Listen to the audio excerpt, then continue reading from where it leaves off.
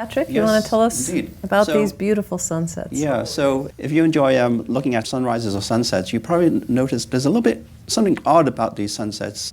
I went out and took a picture of this beautiful sunset from the roof of the observatory in September, and you notice there's a purplish color above the main yellowish sunset. And there's a reason for that, and it all stems from a volcano located in Russia. There it is, its location.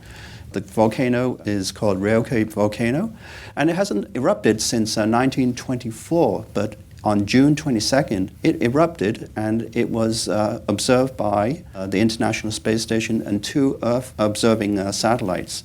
And here are some of the images after its eruption.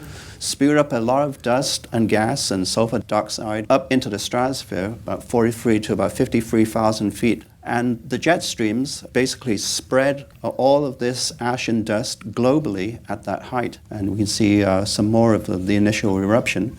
And it formed basically an aerosol layer in the stratosphere. And the last time this happened was the big eruption in Mount Pinatubo in the Philippines. And you can see that ash layer in the stratosphere. This was taken by the space shuttle back in 1991.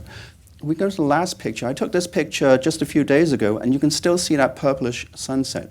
And the reason for that is that when blue light is scattered by particles in the atmosphere, and when you look towards the horizon, towards the direction of a sunset, all the blue light scattered away and leaving the red to come through. And these higher ash clouds do the same thing. So you have reddish light filtering through the ash cloud, playing against a deep blue sky. So the addition of red and blue gives you that purple, and hence these purple sunsets.